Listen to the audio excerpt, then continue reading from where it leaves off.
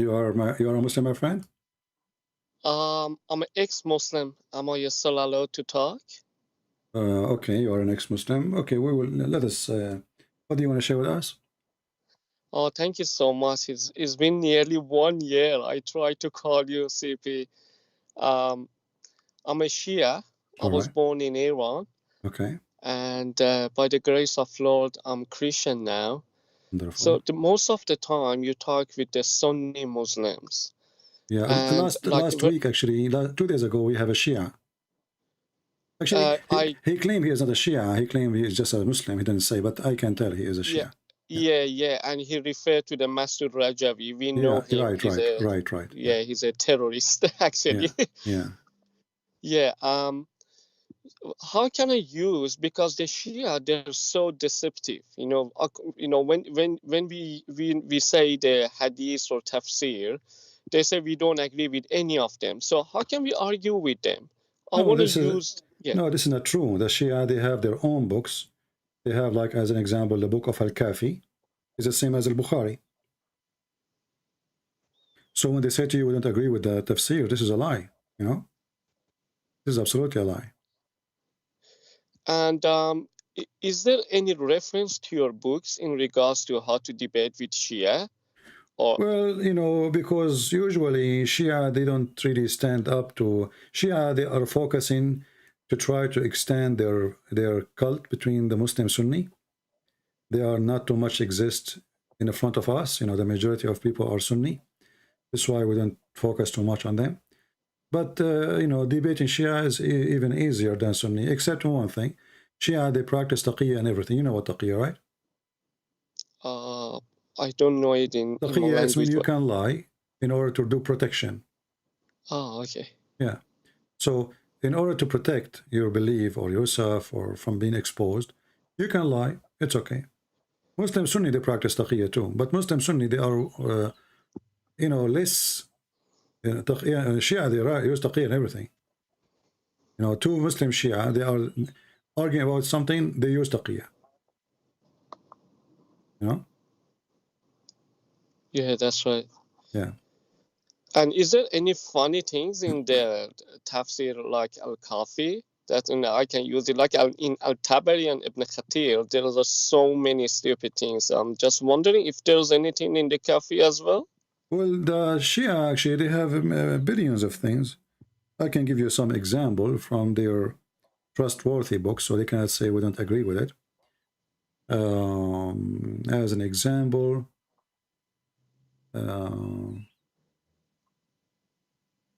let us go and see.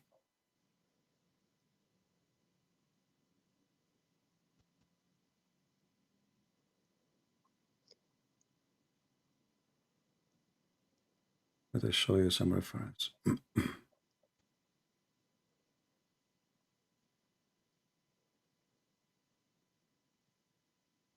Okay, let us see about Al-Kafi, as long as you mention Al-Kafi. As an example, they speak about the sign of an imam. You know what imam is, right? Yes, that's right. Okay, the imam is a person who don't scratch he don't stretch, his hands. And he see his front and he see his back. And his farting smell like musk. This is in the book of Al-Kafi, volume number 1, page number 319. Let me find it for you. I'll put it on the screen and we will use Google Translation. So Shia don't say we are making things up. This is the book of Al-Kafi. Al-Kafi is even more authentic than Al-Bukhari for Shia. Volume number 1, page number 288, it says here.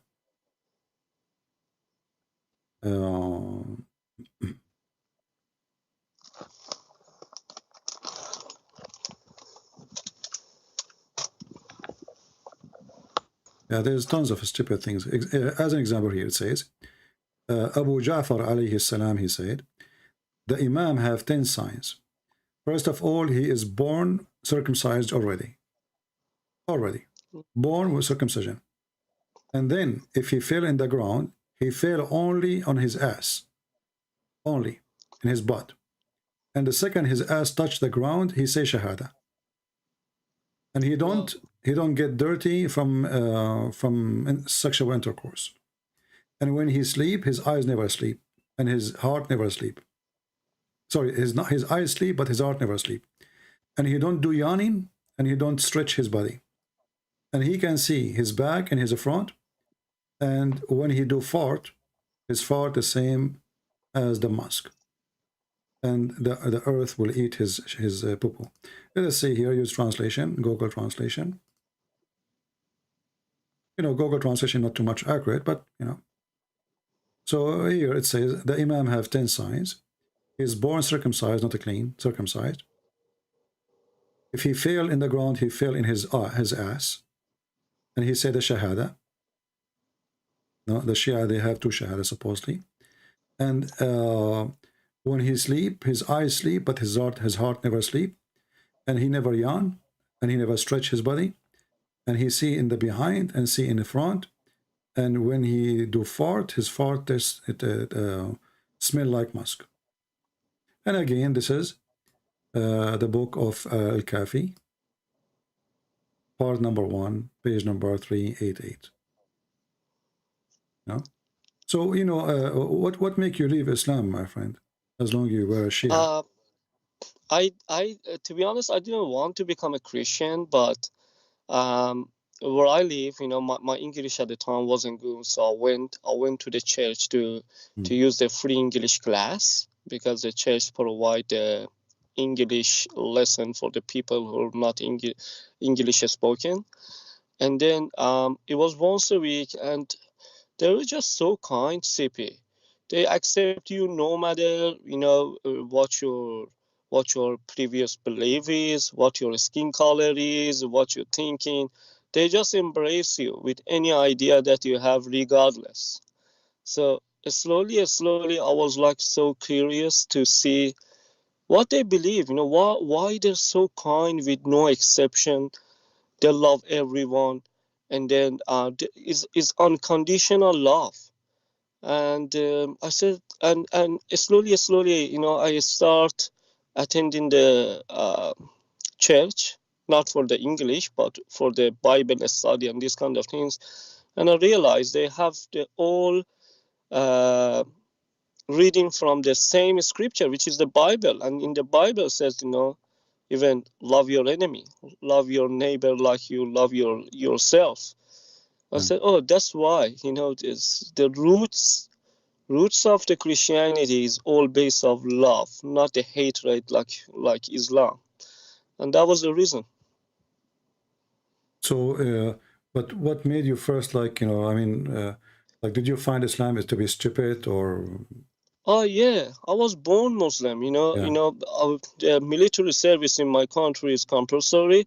So they, even in the school, you know, when I was kid, you know, they force us to pray in public in the middle of the summer. You have to stay in sun and pray for nearly half an hour or 45 minutes. You know, they force you, you know, to be fasting, and you know, we just sneak out, you know, go somewhere in the toilet, eat, and come out. If they see you eating, they beat you.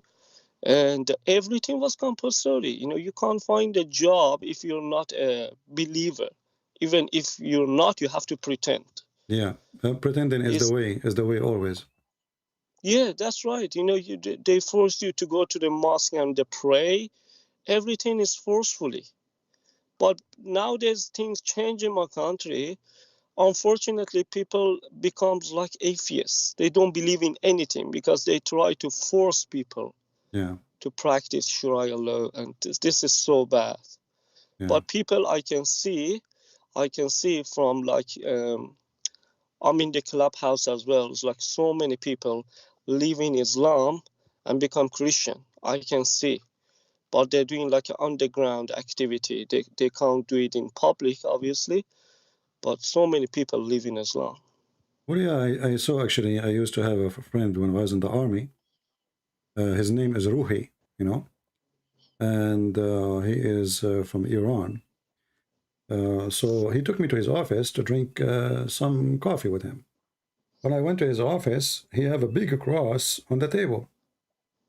And, you know, for me, I don't have a office yet because I just moved to that branch.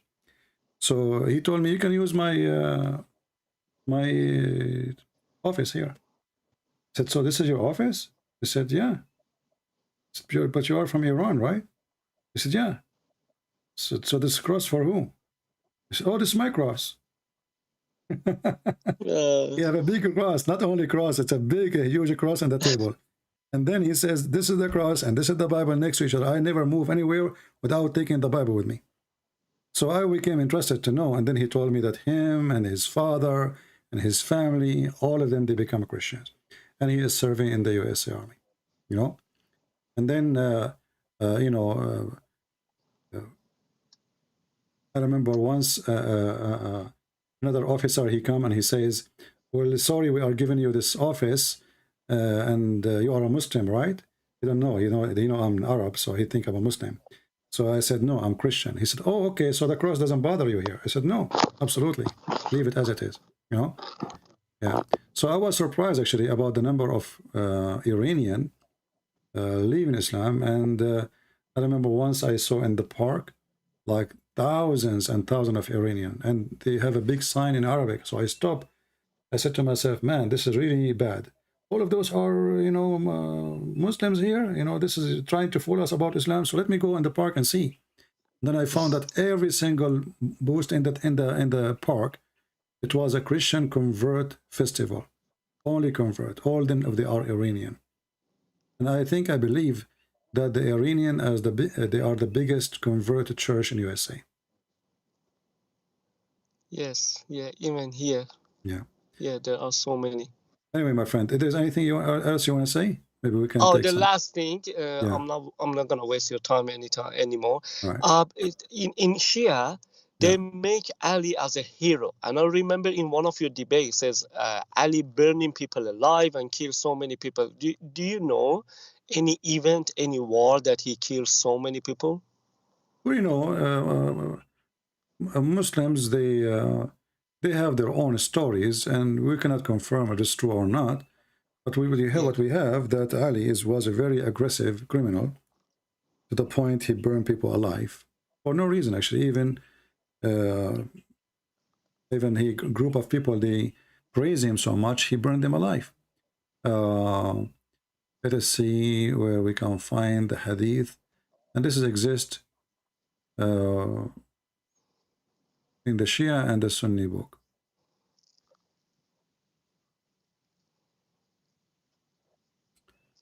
Let us see.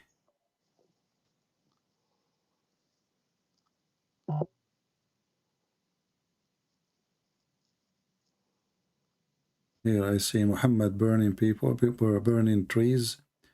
We want to find where Ali is burned. Here we go. This is Sahih al-Bukhari. And the Shia agree with this. Ali burned some people. And this is news reached Ibn Abbas. And he said, had I been in his place, I would not have burnt them. As the Prophet said, don't punish anyone with Allah punishment. No doubt I would have killed them.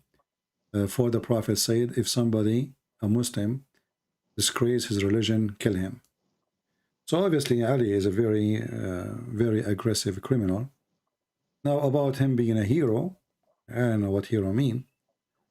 I mean, being a fighter, maybe. It might be.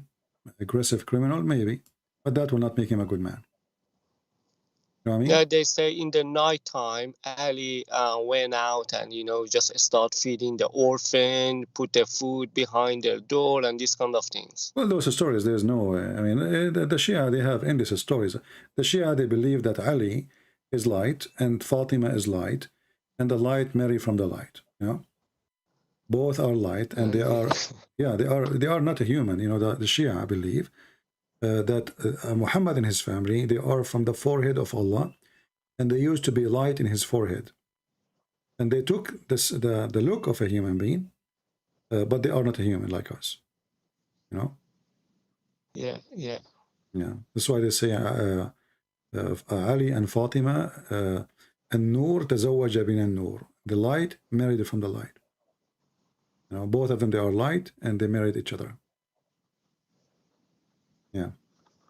Well, I'm happy great. for you, my friend. Maybe you can invite some Shia to call us, and then we can use Shia reference in order to teach about Shia. You know, I like always to mention things if I am debating someone is a Shia. Yeah, sure. Yeah. Thank you so much, CP. You're welcome. What you're doing is priceless. It's priceless. I really appreciate it. I don't know how to thank you. You're doing amazing job. I learned a lot. It's been nearly 2 years, I guess. I'm listening to you. It's so knowledgeable. At the same time, honestly, it has a little bit of fun as well. I really enjoyed. I see the comment. They really enjoyed. Thank you so much. You're welcome, my friend. Take care. God bless you. Thank you. Bye. Yeah, the Shia have a lot of crazy stuff. As an example, you know, the Shia believe if you wear black shoes, your penis will not work. If you go to the book, it's called Al-Hur Al-Amili, volume number 5. Let me find the reference. Here we go. The chapter of hating wearing black shoes. Why we cannot wear black shoes? If you wear black shoes, it hurts your vision. It's going to damage your vision, and your penis will become limp. And it's more expensive than other shoes. No? Let us use translation. Now, many men now they will throw their, many women maybe they will go and throw their husband's shoes in the garbage if they are black. He advised them to wear yellow shoes. It says here, he said to him, why, he said to he looked at the companion and he said that they have a black shoe. Translation is not coming right. He says, why you have a black shoe? Don't you know that it harmed the eyesight and relax the penis? And that it's more expensive than other shoes? And no one wear it except he, like he becomes so proud. So the Shia, they hate to wear black shoes, and they favor the yellow shoes because yellow shoes will make your penis strong.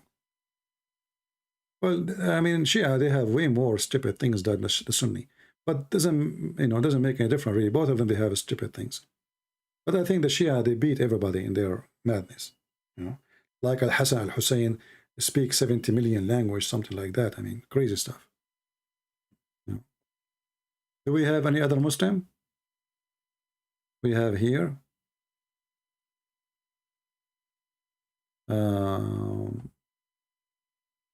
Let us see.